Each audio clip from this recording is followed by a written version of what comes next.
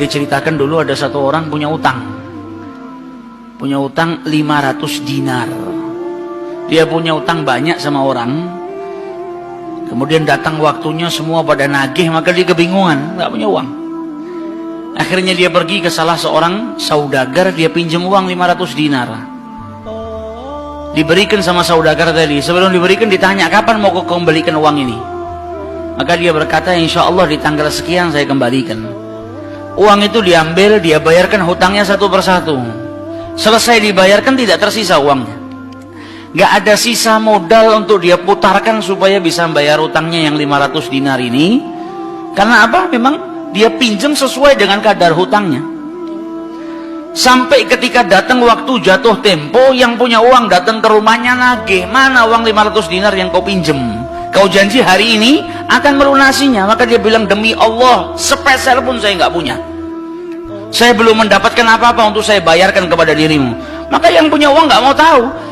Engkau janji tanggal sekian mau kau bayar, sekarang sudah jatuh temponya, maka bayar hutangmu sesuai dengan ucapanmu. Dia bilang, saya nggak punya. Kalau begitu ayo pergi ke Qadhi, pergi ke hakim. Nggak benar ini perbuatanmu. Maka yang utang tadi dibawa sama yang punya uang ke hakim. Diceritakan perkaranya, ditanya sama hakim, kenapa tidak kau bayar hutangmu? Bukankah engkau berjanji hari ini akan melunasinya? Dia bilang, iya saya berjanji, tapi saya nggak punya uang. Saya bukan pengkhianat, bukan orang yang mau berdusta. Kalau berdusta saya akan bilang saya nggak punya uang. Nggak ada perjanjian di sini, nggak ada bukti. Tapi saya ngaku kalau saya punya hutang dan hari ini saya nggak punya uang untuk saya bayarkan. Maka Qadhi berkata, apa? Kalau begitu kau melanggar janjimu, maka engkau harus dihukum, engkau harus dipenjara. Maka yang utang tadi bilang apa? Kalau begitu ya sudah, kalau memang hukumannya saya harus dipenjara karena saya nggak bayar utang, ya sudah saya terima. Tapi tolong berikan saya waktu 1 hari. Saya mau kembali ke rumah saya mau izin dengan istri dan anak-anak saya. Besok saya akan kembali ke sini lagi dan masukkan saya ke dalam penjara. Maka sang hakim berkata apa? Bagaimana mungkin saya bisa percaya dengan dirimu? Siapa yang menjamin dirimu? Kalau ada yang menjamin kau bakal kembali ke sini, maka saya lepaskan. Dia bilang, ya Qadhi, kalau saya niat lari sudah dari kemarin-kemarin saya lari. Kalau saya niat lari saya nggak datang ke sini. Maka percayalah saya akan kembali di esok hari. Maka kata Qadhi, jaminannya apa? Akhirnya lelaki tadi bilang apa? Jaminannya yang menjamin saya adalah Rasulullah SAW. Maka sang hakim bingung. Maksudmu yang menjamin Rasulullah ini bagaimana? Dibilang, ya hakim, kalau saya besok nggak kembali ke tempat ini, saya bersedia ditolak menjadi umatnya Nabi besar Muhammad SAW. Ini tidak main-main sumpahnya. Dan ini bukan sembarang orang, memang orang yang soleh. Dia bilang, berikan saya waktu sebentar, saya kembali kepada keluarga saya pamit dengan istri saya, besok saya kembali. Saya bersumpah dan saya siap dikeluarkan dari umatnya Rasulullah, nggak dianggap sama Rasulullah kalau sampai saya berdusta. Maka si hakim tadi mendengar sumpahnya seperti ini, akhirnya dipercaya. Kalau begitu kembalilah. Maka dia kembali ke rumah, dia ceritakan kepada istrinya, dia minta izin sama istrinya, suamimu ini mungkin besok di penjara karena nggak bisa bayar utang. Kata istrinya, kalau kau dihukum penjara, terus apa yang bisa membuatmu keluar sekarang ini? Kok tidak langsung di penjara, kok bisa kembali ke rumah? Kata suaminya, karena saya mendapatkan jaminan. Dari siapa? Dari Rasulullah. Dia ceritakan, saya bersumpah kalau saya nggak kembali di esok hari, saya rela tidak dianggap sebagai umatnya Rasulullah SAW. Maka istrinya berkata, selagi engkau ini mendapat jaminan dari Rasulullah atau kau menjaminkan Rasulullah SAW, maka ayo kita perbanyak sholawat. Semoga Nabi besar Muhammad SAW benar-benar menjamin dirimu. Sholawat itu manfaatnya besar. Sholawat ini berkahnya luar biasa. Maka si suami sama si istri kemudian diperbanyak sholawat, membaca sholawat yang sangat banyak sampai mereka akhirnya tertidur. Yang laki yang punya utang tadi ketika tidur mimpi berjumpa dengan Rasulullah SAW. Dan Nabi dalam haditsnya telah bersabda, man ra'ani faqad ra'ani haqqa. Siapa yang mimpi berjumpa dengan diriku, maka sesungguhnya itu aku. Karena syaitan gak bisa menyerupai Nabi besar Muhammad SAW.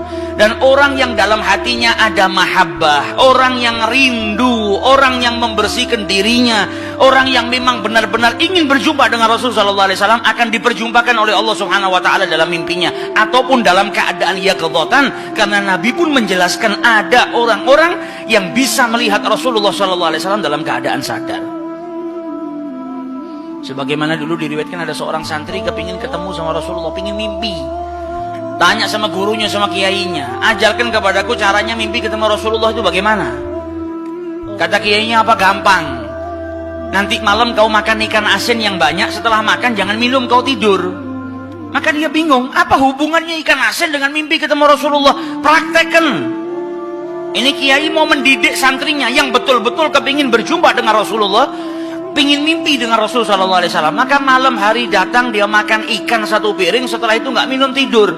Bangun tidur, dia pergi ke gurunya, marah, mana saya nggak mimpi ketemu Rasulullah. Kata gurunya, apa yang kau impikan? Kau mimpi ngelihat apa?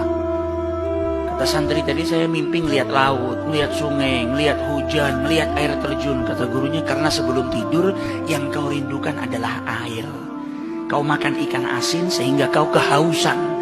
Yang kau rindukan dan kau dambakan air. Maka apa yang kau rindukan dan apa yang kau dambakan datang dalam mimpi.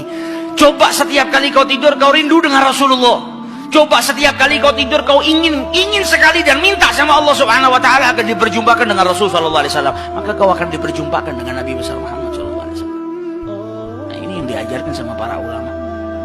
Ini yang punya utang tadi mimpi ketemu Rasulullah Sallallahu Alaihi Wasallam. Dalam mimpinya apa kata Rasulullah? Kau jangan takut, jangan gelisah. Orang yang mahabbah. Baca solawatnya bukan sekedar baca, tapi baca dari lubuk hatinya, baca dengan penuh kecintaan. Mimpi berjumpa dengan Rasulullah dan berkahnya solawat tadi bisa menyelamatkan orang. Hajat-hajatnya bisa dikabulkan, dapat pertolongan dari Allah Subhanahu Wa Taala. Maka dalam mimpinya Rasulullah bilang apa? Besok pagi kau pergi, idhab ilal wali, pergi ke gubernur di tempatmu itu. Bilang sama gubernur tadi, Rasulullah mengucapkan salam kepadamu. Dan sampaikan kepada si gubernur, kalau setiap hari dia bersolawat kepada Rasulullah sebanyak 1000 kali, itu solawatnya sampai kepada Nabi Muhammad. Dan sampaikan kepada si gubernur, tadi malam dia itu kebingungan, baca solawat sudah 1000 atau belum. Ada salah dalam menghitung, sehingga dia itu gelisah, saya sudah 1000 atau belum. Maka sampaikan kepada gubernur itu, bahwasanya solawatnya sudah sampai 1000, jadi dia nggak perlu gelisah. Bangun dari tidur, dia mau kembali ke Ghazi, tapi sebelumnya dia pergi ke wali. Pergi ke gubernur tadi. Sampai di rumahnya gubernur, dia sampaikan, wahai wali, wahai gubernur, Rasulullah menitipkan salam kepadamu. Kaget dia. Orang yang selama ini dia solawati, gubernur ini gubernur yang cinta kepada Rasul Sallallahu Alaihi Wasallam. Tiba-tiba ada orang yang datang, bawakan salam dari Rasul Sallallahu Alaihi Wasallam. Nabi Muhammad berkata kepadamu, wahai gubernur, solawatmu yang kau baca 1000 kali setiap hari sampai kepada Rasulullah. Dan tadi malam ketika engkau kebingungan solawatmu itu sudah 1000 atau belum, ternyata sudah 1000. Nabi ngabarkan kau jangan takut, jangan gelisah, karena solawatmu seperti biasa, istiqomah kau baca, jumlahnya sudah 1000. Dan Nabi Muhammad minta engkau bantu diri saya untuk melunasi hutang. Maka saking gembiranya dapat salam dari Rasulullah, dapat kabar kalau solawatnya yang selama ini dia baca sampai kepada Rasul Sallallahu Alaihi Wasallam. Ditanya utangmu berapa? 500 dinar. Diambilkan 500 dinar dari Baitul Mal. Setelah itu diambilkan lagi 2500 dinar dari uang pribadinya. Ini hadiah buat dirimu karena kau datang bawa kabar gembira kepadaku, yaitu Rasulullah Sallallahu Alaihi Wasallam mengucapkan salam kepadaku. Mahabbah. Kita belum tentu, kalau mungkin andai ada orang yang mimpi berjumpa dengan Rasulullah, kemudian Nabi mengucapkan salam kepada kita, belum tentu kita bahagia sampai bisa mengeluarkan harta seperti itu. Tapi orang-orang yang mahabbah, kecintaannya sama Rasulullah luar biasa. Maka dia pulang dari rumahnya si gubernur tadi bawa uang 3000 dinar. Utangnya cuma 500 dinar. Berkat sholawat dia bisa melunasi hutangnya. Maka dia pergi ke rumah qadhi, sebagaimana janjinya dia akan kembali. Dia ketuk pintu rumah qadhi, maka qadhi tadi ketika buka pintunya langsung memeluk orang tersebut, nangis yang luar biasa dan berkata apa? Alhamdulillah, berkat dirimu tadi malam saya mimpi ketemu Rasulullah SAW. Kata Kata Rasulullah apa? Kalau engkau membantu orang yang punya utang itu untuk melunasi hutangnya, maka aku akan membantumu kelak di hari kiamat. Diambilkan uang 500 dinar, diberikan kepada orang tersebut. Sampai Ghadhinya pun diimpiin sama Rasulullah SAW. Keluar dari rumahnya Ghadhi bawa uang berapa? 3.500 dinar. Dia pergi ke tempat orang yang dia utangi mau bayar utangnya.